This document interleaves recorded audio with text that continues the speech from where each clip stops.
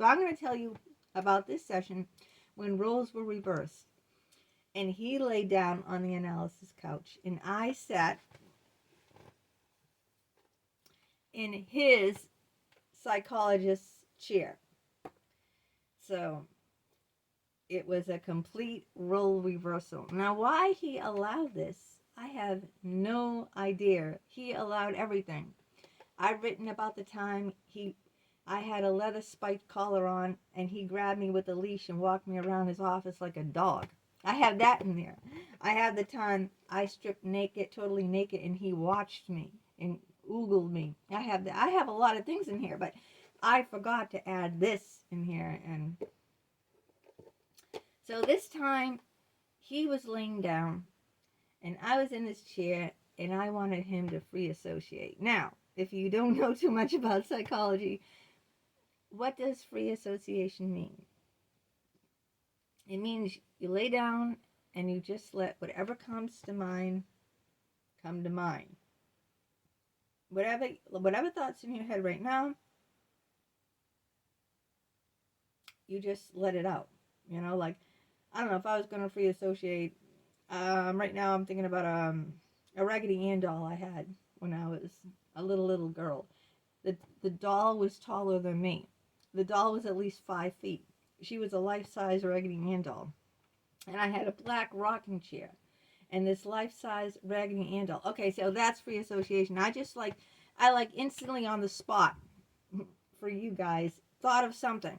Anything. I just let something come in my head. And that was it. And it's not like planned or anything. It's just like spontaneous. You just, whatever's in your head at that minute, you just say it and you go with it. And then the analysis sits there. Usually they'll sit behind you, but whatever you want. I think he sat beside you, not behind you. But it's usually behind you in the Freudian style. Or I think that he sat beside. And then he would just probably, take stock of what you're saying and maybe take notes when you're speaking, jot down what you're saying. And then he in privacy, he'd probably go over it and analyze it and find out all about your subconscious, what makes you tick. So this time, I sat in this chair and I asked him to free associate, say whatever comes in his head, and then I'll probably go home and analyze it. And this was my session now. Of course, I wasn't paying for it. All the therapy he did with me was free. You have to question that too.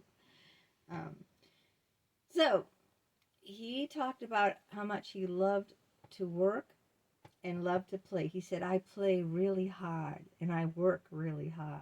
He goes, work hard and play hard. And what do you think that means? Now, listen, he's never supposed to say, the psychologist is never supposed to tell anyone what they say in the privacy of a session, right? That's unethical. But guess what? I'm not a psychologist. I don't hold a doctorate degree in psychology. I didn't take a Hippocratic oath. Therefore, even though I played a doctor, just like, that commercial, I play a doctor on TV. Have you seen that? I might have played a psychologist, but guess what? I'm not his psychologist. So if I come on here and I tell you everything he said in our role reversal play therapy, I'm not held accountable because I'm not a psychologist. Okay? So just to make that clear, I'm telling you what he said during our play analysis. It wasn't real because I'm not a real I don't have no doctor degree. I didn't take any oath. I can say whatever I want on my own videos. But it's all 100% true. It's slanderous to go on and say lies. And everything I say on here is 100% truth. It really is. I even had my husband back me up. I said, do you remember the time when I was at the analysis? And he goes, yeah. I mean, I always tell him everything. So years and years later, I can have confirmation. Do you remember me saying this? And he said, yes. So I know it's 100% truth. Two minds are better than one. So he likes to play hard and work hard. He also brought up about his his mother having a very deep depression when her husband was overseas in the South Pacific. And remember, he was born in 43. Get the year? 43.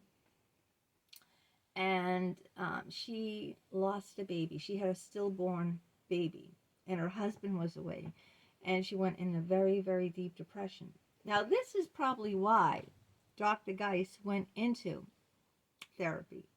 See, therapists go into therapy because they're trying to heal themselves.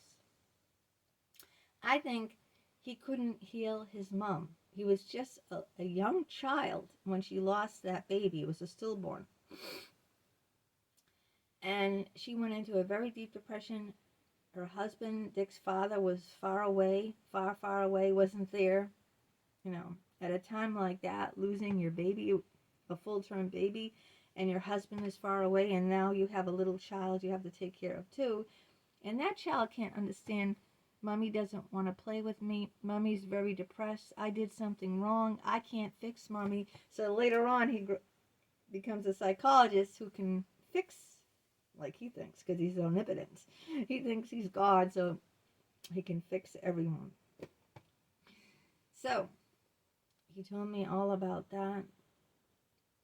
And that must have really affected, I think that really affected him. And that's why every time I talk about Alex, it reminds him of a stillborn sibling, which he thinks was a girl. The sister he never had. So that was, some countertransference he talked about too. Because Alex was so deformed mentally, and the sibling was deformed, that he was kind of triggered whenever I talked about my son Alex. So we learned a lot during that analysis, play analysis that took place. Of course, it's totally unethical. It's a boundary crossing. Is it a boundary violation? I'm not sure. We'd have to go ask the Lord if role reversal is a boundary violation.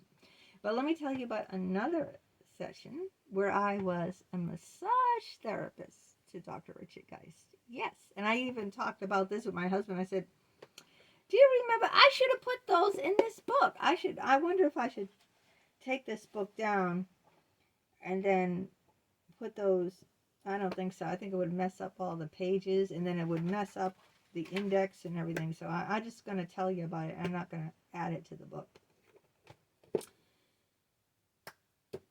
He was on the floor with his back toward me, right by his desk.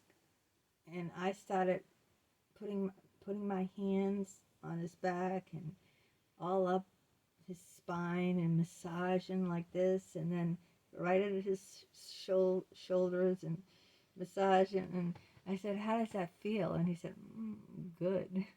Now, that's definitely a boundary violation, okay?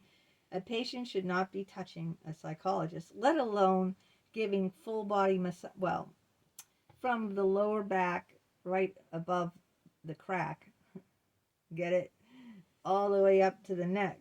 That's over half, maybe that's well over half his body. Well, his legs. I didn't touch his legs, but. And I'm kneading his back. My hands are all over him. That's how I know he has a mole in his chest. And I wrote that in my my complaint, that I was feeling him all up in the front too. Yeah.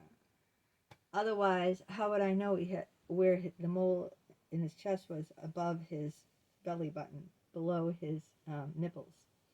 How would I know that, huh? Unless I felt him up. Okay? So, that was the time that I got to play analyst to my therapist. And let me tell you, that felt really strange. It felt really strange to, I mean, imagine, it's like, imagine going for like, going to your doctor for an exam, right? And then you have the doctor, say it's a woman, lay down and put her feet in the straddles and you perform a pap smear on her, okay? Try to think of it like that. Instead of you getting a medical procedure done or being examined by a doctor, the doctor's laying on the table and you're playing the doctor. That's how far out and how strange this therapy